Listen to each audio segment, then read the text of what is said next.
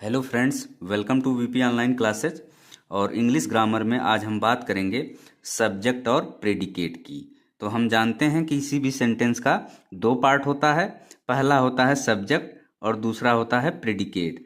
अब हम इन दोनों पार्ट्स को समझेंगे। तो सबसे पहले हम समझते हैं कि सब्जेक्ट या उद्देश्य क्या होता है।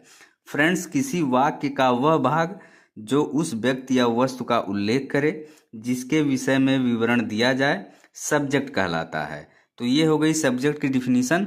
अब हम सब्जेक्ट को कुछ एग्जाम्पल के साथ समझेंगे। तो सबसे पहले एग्जाम्पल नंबर 1, विनय एक पत्र लिखता है, यानी विनय राइट्स ए लेटर। तो इस सेंटेंस में किसके बारे में उल्लेख किया गया है? विनय के बारे में उल्लेख किया गया है, जो कि एक व्यक्ति है। और सेंटेंस के किस पार्ट में विनय का उल्लेख किया गया है? इस वाले पार्ट में विनय का उल्लेख किया गया है। तो इसलिए विनय यहाँ पे क्या हो गया? विनय यहाँ पे हो गया सब्जेक्ट। अब हम बात करेंगे एग्जाम्पल नंबर 2 की। अंजू एक उपन्यास पढ़ती है, यानी अंजू रीड्स ए नावल। तो इस सेंटेंस में किसके बारे में उल्लेख किया गया है? अंजू के बारे में उल्लेख किया गया है। और सेंटेंस का कौन सा पार्ट अंजू के बारे में उल्लेख कर रहा है? ये वाला पार्ट। तो इसलिए अंजू यहाँ पे क्या हो गया? अंजू हो गया सब्जेक्ट। तो फ्रेंड्स, ये था सब्जेक्ट। अब हम बात करेंगे प्रेडिकेट की। तो आइए समझते हैं प्रेडिकेट क्या होता है। फ्रेंड्स, प्रेडिकेट या विधेय किसी वाक्य का वह भाग जो सब्जेक्ट के बारे में कुछ बताए, प्रेडिकेट कहलाता है। तो ये हो गई प्रेडिकेट की डिफिनीशन। अब हम प्रेडिकेट को कुछ एग्जाम्पल के साथ समझते हैं।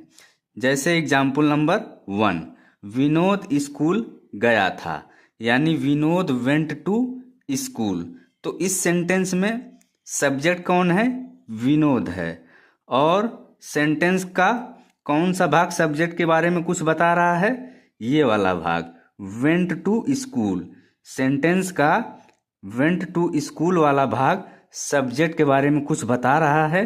तो इसलिए वेंट टू स्कूल यहाँ पे क्या हो गया? प्रेडिकेट हो गया। इसी तरह से हम बात करेंगे सेकंड एग्जाम्पल की। हम क्रिकेट खेलते हैं, यानी वी प्ले क्रिकेट। तो इस सेंटेंस में सब्जेक्ट क्या है? वी यानी हम। और सेंटेंस का कौन सा पार्ट सब्जेक्ट के बारे में कुछ बता रहा है? प्ले क्रिकेट, ये पूरा पार्ट। इसलिए प्ले क्रिकेट यहाँ पे क्या हो गया? प्रेडिकेट हो गया। तो ये हो गया प्रेडिकेट। अब हम सब्जेक्ट और प्रेडिकेट के कुछ एक्सेप्शन की बात करेंगे। सब्जेक्ट और प्रेडिकेट से संबंधित कुछ एक्सेप्शन की हम बात करने जा रहे हैं। तो सबसे पहले एक्सेप्शन नंबर 1, प्रायः सब्जेक्ट जो होता है वो प्रेडिकेट के पहले आता है। किसी भी वाक्य में सब्जेक्ट जो होता है वो अक्सर प्रेडिकेट के पहले आता है। लेकिन कभी कभी जो सब्जेक्ट है वो प्रेडिकेट के बाद भी आता है।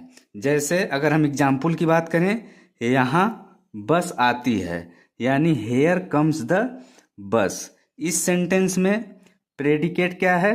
हेयर कम्स है, जो कि सब्जेक्ट से पहले आया है। और द बस क्या है? सब्जेक्ट है, जो कि प्रेडिकेट के बाद आया है। अब हम बात करेंगे सेकंड एक्सेप्शन की। फ्रेंड्स, जो इम्परेटिव सेंटेंस होते हैं, यानी कि जो आज्ञा सूचक वाक्य होते हैं, उनमें सब्जेक्ट छोड़ दिया जाता है। या एक तरह से हम कहें कि इम्परेटिव सेंटेंसेज में सब्जेक्ट छिपा होता है। अगर हम एग्जाम्पल की बात करें, जैसे एग्जाम्पल नंबर 1, यहाँ आओ, यानी कम हेयर। यहाँ पे सब्जेक्ट यू है, लेकिन यू को यहाँ पे लिखा नहीं गया है। तो इसलिए इम्परेटिव सेंटेंस में सब्जेक्ट छिपा होता है। इसी तरह से अब हम बात करें सेकंड एग्जाम्पल की, बैठ जाओ, यानी सिट डाउन। यहाँ भी बैठ जाने के लिए कहा जा रहा है। किससे कहा जा रहा है? तुमसे कहा जा रहा है।